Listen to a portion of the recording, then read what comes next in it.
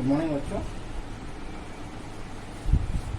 Exercise 3 का question number 3 से start करेंगे। ठीक है, क्वेश्चन नंबर 3 का पहला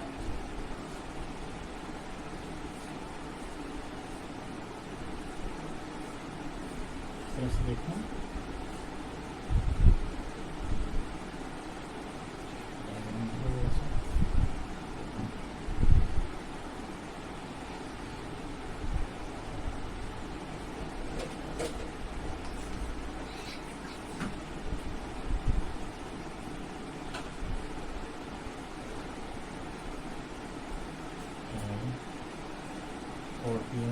ओके एंड 16 सिंगल एंगल दिया है, एंगल एंगल एंगल सिंगल, इसलिए 3 एंगल दिया, 3 angles are given. That's why okay X now here 8 y z और 13। ओके सो इसमें ऐसे लिखने की जरूरत नहीं है, लेकिन आप लिख सकते हो by basic proportionality theorem. By basic proportionality theorem नाम लिख दो A B C D P Q R S. Okay A B by similar corresponding sides लेने, A B by P Q, Q R by sorry A B का side पहले ऊपर रखना है, A B ये वाले डायग्राम का, तो B C by Q R, C D by R S और D A by S P. Okay so A B by P Q क्या है, A B 10 P Q 8 B C X this is 13 C D 14 R S Z D A 16 और S P Y. अब इसको देखिए, यहाँ पे एक fix number है, इसको हम 1 by 1, ठीक है, क्योंकि कांस्टेंट है, एक साथ इनको इक्वलेट नहीं कर सकते, इसलिए 1 by 1 इक्वलाइज करेंगे और वैल्यूज निकालते जाएंगे एक्स वाई जेड का। ठीक है, तो इसको सिंप्लीफाई कर लो पहले। 4 2 4 जा 8 2 5 जा 10। अब 5 by 4 equal to X by 13, ये फर्स्ट के लिए आपका। सेकेंड के लिए 5 by 4 equal to 14 by z, ये दूसरा हो गया z है ना, ठीक है, ध्यान रखिएगा। और तीसरा रहेगा y के लिए 5 by 4 equal to 16 by 4। Okay तो इसको क्रॉस मल्टीप्लाई करेंगे, 13 इंटू 5 क्या होगा 65, 35 है 4x और x इक्वल टू 65 by 4। यहाँ पे 14 4 या 56, 5z इक्वल टू 56, ठीक है, और z इक्वल टू 56 बाई 5। यहाँ क्रॉस मल्टीप्लाई करेंगे, 5 4 जा सॉरी y है ये, ठीक है, 5y इज इक्वल टू 16 4 जा 64 और y इक्वल टू 64 बाई 5। ठीक है, इस तरह से तीनों का वैल्यू निकल गया, एक्स वाई और जेड का। ओके, इस तरह से फाइनिश कर सकते हैं, बहुत सिंपल है, सिंपल है। आपको कॉरस्पॉन्डिंग साइड्स को ध्यान रखना है, ठीक है, आसान क्वेश्चन में आएगा ये, आएगा। तो नेक्स्ट में आते हैं का right angle triangle second diagram, diagram 2।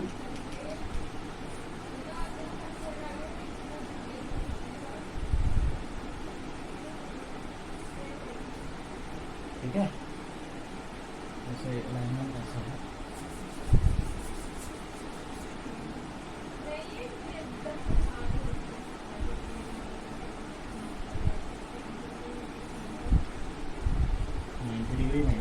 ठीक है। हाइपोटेन्यूज इसको पहले लिख देते हैं y 10, ये है 5, ठीक है, this is 30 degree. Here √3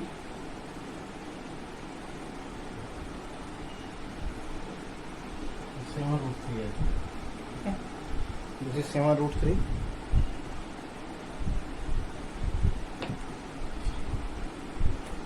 7√3 x and 14, here it is, I think z is given, this angle is given है 60 डिग्री। तो देखिए 60 डिग्री ये तो ये नहीं है, नहीं ये नहीं है, तो यहाँ पे क्या होगा, ये 60 डिग्री आएगा। अब मिलाते हैं, तो इस ट्रायंगल को अगर हम इसमें नाम लिख देते हैं A B C D E F, ठीक है। तो ए बी एंगल देखते हैं कौन कौन सा एंगल इक्वल हो रहा है। Angle C is equal to angle F, that is 90 degree. Corresponding sides कैसे पता करना है आपको, ऐसे में कैसे लिखेंगे, आप किसी को भी लिख सकते हैं, तो इसलिए गड़बड़ ना हो, इसलिए पहले करस्पॉन्डिंग एंगल्स जो इक्वल है उनको लिखते हैं। Angle B is equal to, angle B का इक्वल टू कौन सा होगा, D। क्यों होगा, क्योंकि ये तो 60 है, ठीक है।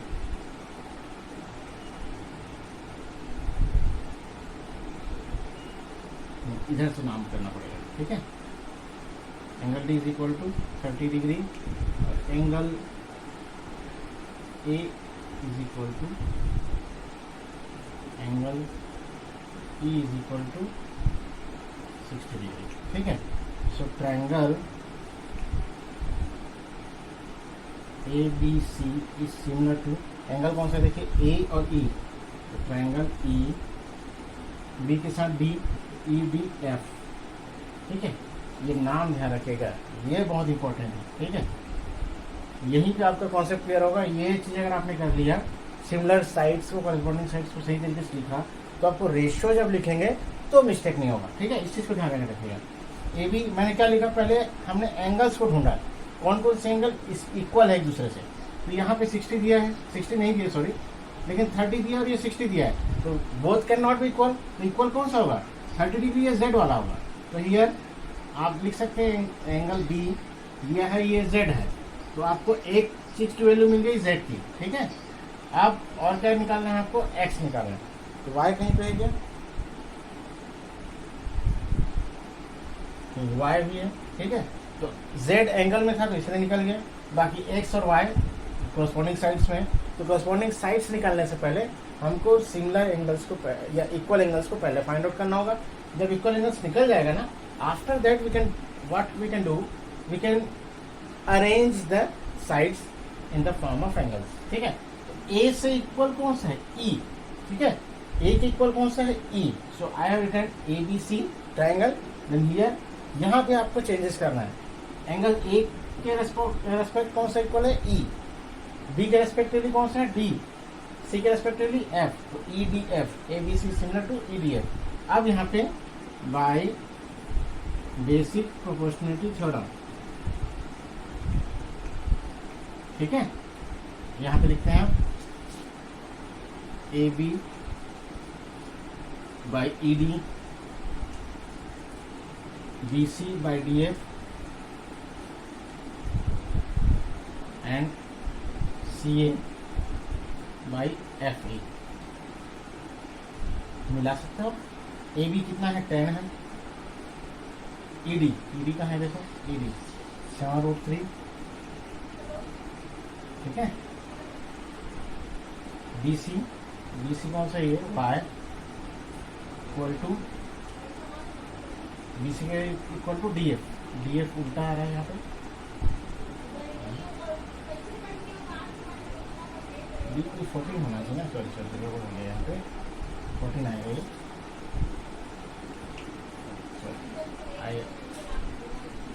ई डी है, ई डी यहाँ पे है ना, ठीक है, ये वाला है ई डी, ओके। तो 10/14 हाइपोटेन्यूज से वो क्लियर दिख सकता है आपको। A B is equal to, A B और ई डी करस्पॉन्डिंग साइड्स हैं। तो उसके बाद वाई डी एफ क्या है, 7√3। सी ए कितना है, 5। सी ए इसके बराबर है एफ ई के करस्पॉन्डिंग है एफ ई, यहाँ पे कितना है, एक्स, ठीक है। तो हमने देखा, अब इसको अरेंज करते हैं। देखिए ये 2 के टेबल में जाएगा भी, 2 5 जा एंड 2 7 जा, ओके। अब इसको क्रॉस मल्टीप्लाई करते हैं 1/1, क्योंकि ये कांस्टेंट वाला रेशो है, कांस्टेंट फिक्स्ड रेशो है, तो इसको आराम से करते हैं, ठीक है। जो ऊपर डायग्राम मिटा दे रहा हूँ, आप एक बार इसमें कर लिया तो डायग्राम में 10 बार जाने की जरूरत नहीं, आप रेशो से ही ऊपर कर सकते हैं। ओके, तो 5/7 इक्वल टू y/7√3, इसको ऊपर लिख रहा हूँ, और 5/x क्रॉस मल्टीप्लाई करते हैं इसको पहले इससे। 5 × 7√3 इक्वल टू 7y,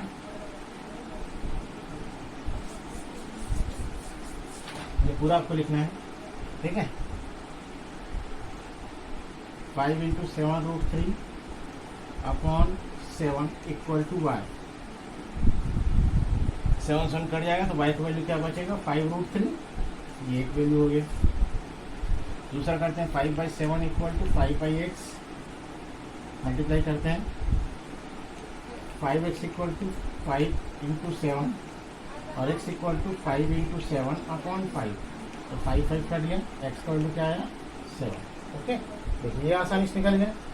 नेक्स्ट आएंगे आपको कुछ डायग्राम नंबर, कौन सा डायग्राम नंबर,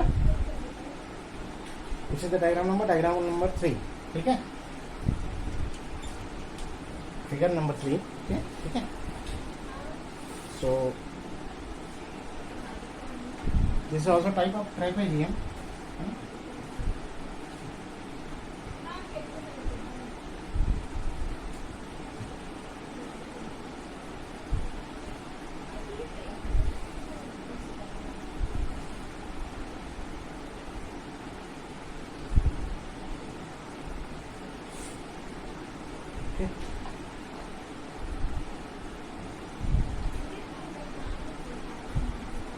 तो डायग्राम से दिख रहा है क्या नक्सली y 27 15 18, ठीक है, 18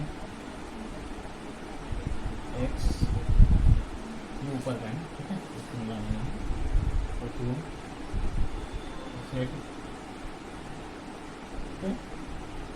एंगल्स ये बनाएंगे, ठीक।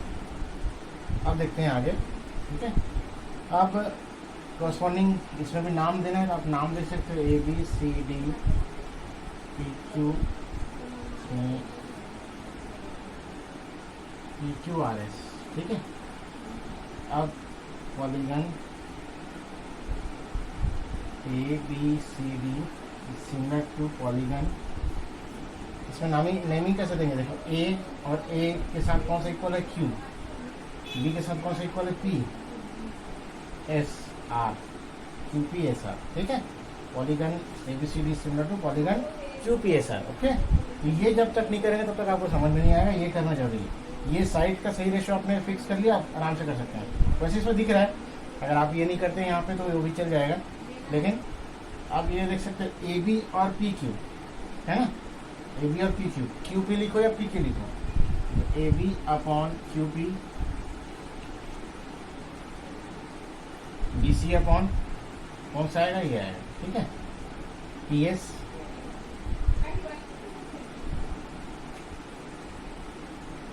CD अपॉन SR और DA अपॉन RQ, ठीक है। कहीं QR भी तो नहीं आ रहा, QR या RQ एक ही है, ओके। अब इसको इसके साइड्स का रेशियो लिखते हैं आपके, ओके।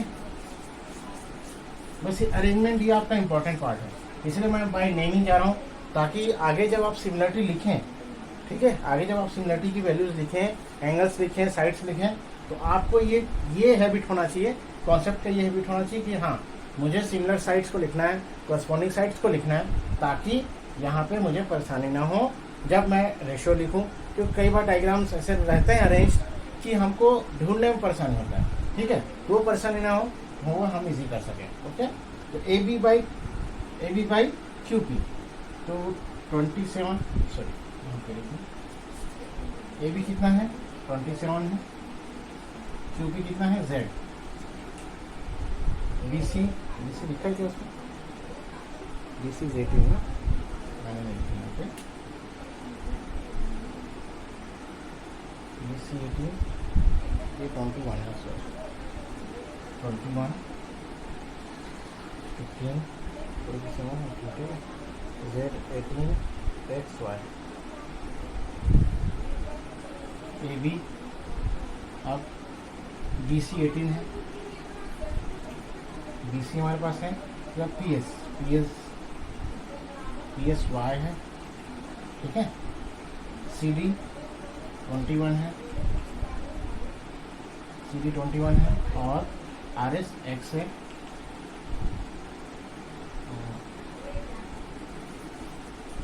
AB, BC, CD और DA 15 है, और RQ 18, ठीक है।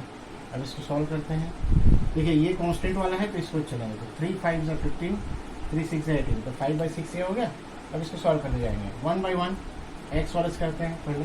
21/x इक्वल टू 5/6,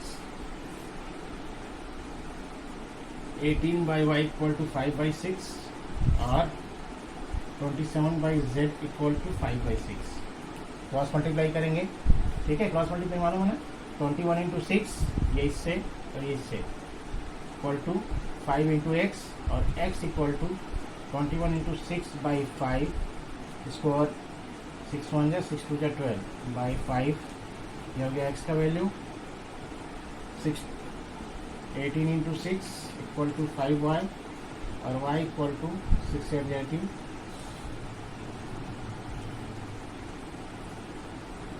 6 8 जा 48, सॉरी 6 8 जा 48, और 6 1 6 प्लस 4 10, 108, या 18 6 जा 108। आप टेबल याद है तो आराम से कर सकते हैं, ठीक है। y की वैल्यू ये हो गई 27 इंटू 6 इक्वल टू 5z, और z इक्वल टू 6 1 जा 42, 6 2 जा 12 प्लस 4 16/5, ये हो गया, ठीक है। तो इस तरह से एक्स वाई जेड तीनों की वैल्यू अपॉन 5 में आ गई। डेसिमल लिखना चाहे डेसिमल लिख सकते हैं, वैसे जरूरत नहीं है, फ्रैक्शन में लिख लीजिए काफ़ी है, ओके। नेक्स्ट आते हैं figure number 4, that is on the single diagram. तो इसको हम ऐसा बनाएंगे ताकि,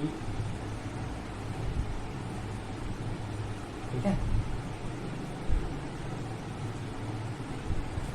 देखिए एंगल दोनों का समान है, एंगल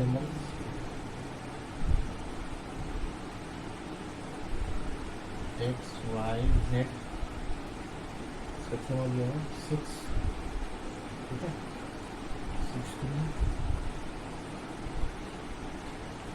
12 10 एंड 15, ओके। अब यहाँ से नाम देना चाहे नाम दे सकते हो आप, नाम नहीं दोगे तो भी चल जाएगा, ठीक है।